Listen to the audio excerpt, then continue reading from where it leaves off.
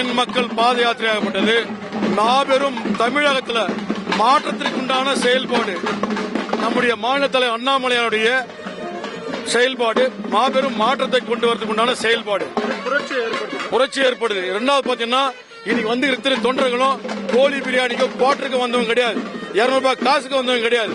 எல்லாமே தன்னார்வமா அவங்களா கொள்கைக்காக மோடியுடைய செயல் திட்டங்களை பார்த்து அண்ணாமலையுடைய செயல் திட்டங்களை பார்த்து மாற்றத்தை கொண்டு வரணும். லஞ்சம் ஊழல் ஒழியணும். இதெல்லாம் பண்ணணும்னா இவங்க வந்தா மட்டும் தான் முடியும், வேற யாராலையும் முடியாது. ஆகையினால அந்த எண்மண் எண் மக்கள் யாத்திரைன்றது மிகப்பெரிய ஒரு மாற்றத்தை கொண்டு வரும்.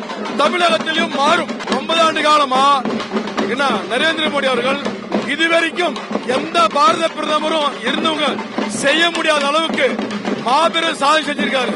அது 1 2 இல்ல, நிறைய சொல்லிட்டே இருக்கலாம், அவ்வளவு இருக்குது. அது பத்திரிகையாளர் உங்களுக்கே தெரியும். நான் ரொம்ப விளக்கமா சொல்லிருந்தா அடுத்த கேள்விக்கு பதில் தெரியாம போயிடும். 100% நரேந்திர மோடி சக்சஸ். செயல் திட்டங்கள் அருமையான செயல் திட்டம் சக்சஸ்.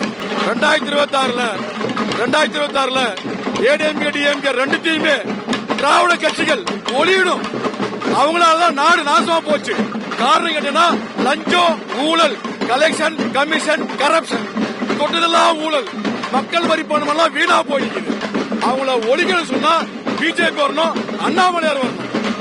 அது நம்மளால பிஜேபி மட்டும்தான் முடியும். தமிழ்நாட்டில் சாத்தியம் 100%. லஞ்சம் இல்லாத தமிழகம், ஊழல் இல்லாத திட்டங்கள், இதெல்லாமே மாறும்.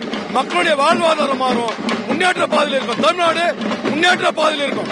என்னங்க ஒரு மனுஷன் ஒரு பதவியில ஐபிஎஸ் இருந்தவர் அந்த வேலையெல்லாம் விவசாய தோட்டத்தில் வேலை பார்த்துட்டு இருக்கலான்ட்டு பீஸ்ஃபுல்லா வாழலாம்னு நினைச்சிருக்கலாம். அப்படி ஒரு சுயநலம் பார்க்கிற இந்த காலகட்டத்தில் இதெல்லாம் அவர் இல்லாம ஒரு பொது வாழ்க்கைக்கு மோடியால் இருக்கப்பட்டு அவர் வந்து ஒரு அரசியலுக்கு இறங்கி இருக்கிறாருன்னா ஒரு நேர்மையான அதிகாரி இந்த மக்கள் விரும்பி எடுத்துக்கணும். அதான் நான் பாக்குறேன். அவர் வந்து இப்ப இந்த திராவிட கட்சிக்கு நிறைய வாட்டி பார்த்துட்டாங்க தமிழ்நாட்டு மக்கள். இப்பயாவது கொஞ்சமாவது தெளிவாக புரிஞ்சு யார் நல்லது பண்றாங்கன்னு ஒரு தலைவரை ஃபர்ஸ்ட் தேர்ந்தெடுக்கிறதுக்கு தெரிஞ்சுக்கணும்.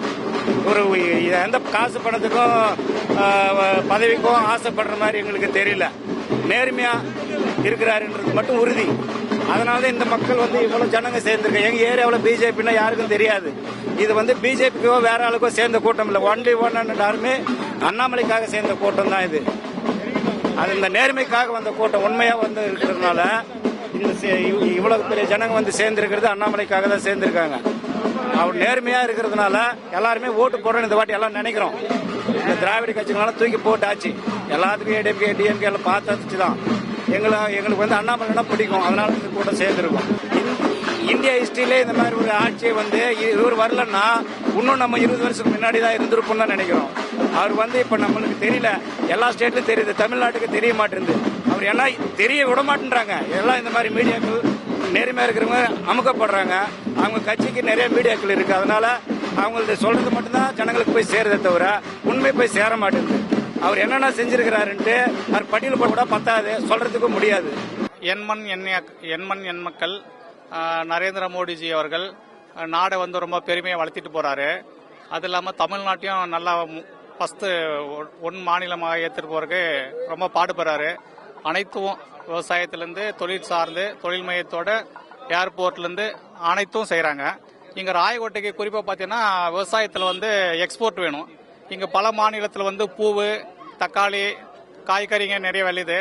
முக்கியமாக வந்து இங்கே ட்ரெயின் வந்து நிப்பாட்டணும், அதாவது எக்ஸ்பிரஸ் ஒன்று நிற்கணும். இது நிறுத்தினாக்க அண்ணாமலை கிட்ட சொல்லலாம்னு கோரிக்கை வச்சிருக்கிறோம். விவசாய சார்பா வந்தா சிறப்பாக செய்யணுன்றது ஒரு எங்களுக்கெல்லாம் நம்பிக்கை இருக்கு. சிறப்பாக இருக்கு. மற்ற நாடு கம்பல்ஸ் பண்ணும் போது இப்போ அமெரிக்கா ஜப்பான் இது பார்க்கும் போது இந்தியா அதை நல்லா வளர்ந்துட்டு போயிட்டு இருக்குது, நல்ல வளர்ச்சியில் இருக்கு. 100% நம்பிக்கை இருக்கு தலைவா. 65% மக்கள் போட்டு அவர் வந்து முதலமைச்சர் ஆக்கக்கூடிய தகுதி இருக்கு தலைவா.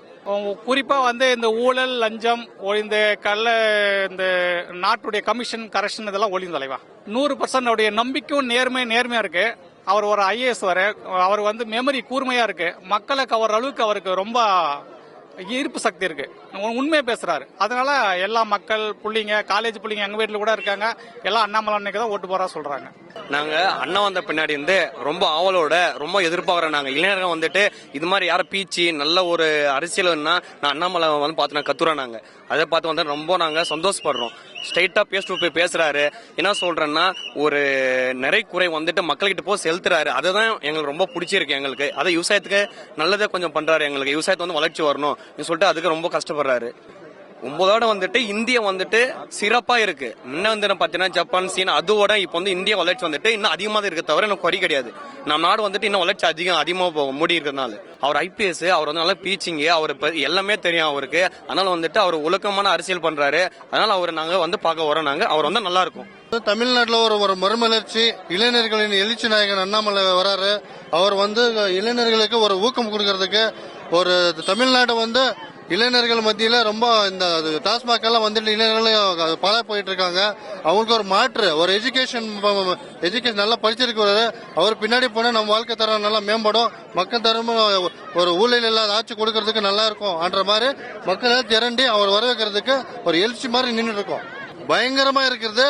60 ஆண்டு ஆட்சிக்கு 60 ஆண்டு செய்யாதது 10 ஆண்டுகள் அது கூட டபுளா பண்ணிருக்காருன்றதுதான் மக்களுடைய எதிர்பார்ப்பு. அந்த மாதிரி பண்ணிருக்காரு அவர். கண்டிப்பா அவர் வந்து நாளை முதலமைச்சர்ன்றதுல மாற்று கருத்து யாருக்கும் இல்ல.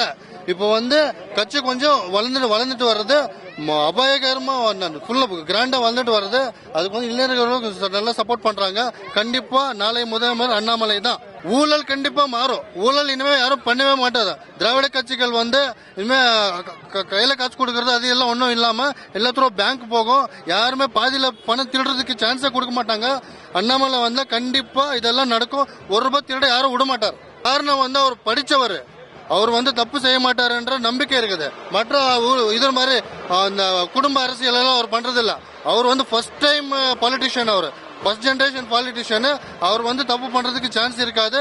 அவர் வந்து இன்னும் மற்ற ஜெனரேஷனுக்கும் இப்ப எங்க மாதிரி நாங்களும் ஃபர்ஸ்ட் ஜெனரேஷன் தான். நானும் ஒரு சாஃப்ட்வேர் டெவலப்பர் கம்பெனியில ஒர்க் பண்ணிட்டு இருக்கேன். அவர் ரிசைன் பண்ண மாதிரி நானும் ரிசைன் பண்ணிட்டு ஃபுல் டைம் பாலிடிக்ஸ்ல இறங்கியிருக்கோம். அவர் தான் எங்களுடைய ரோல் மாடல். அவர் என்ன பண்ணாலும் அதுக்கு நாங்கள் ஃபுல் சப்போர்ட் இருந்துட்டு அதை இளைஞர்களை ஈர்த்து தமிழ்நாட்டில் என்ன வேணா பண்றதுக்கு நாங்க ஒரு சக்தியா எல்லாம் புறப்பட்டு இருக்கோம். கண்டிப்பா செய்வோம். சென்னைக்கு போயிருந்தோம்.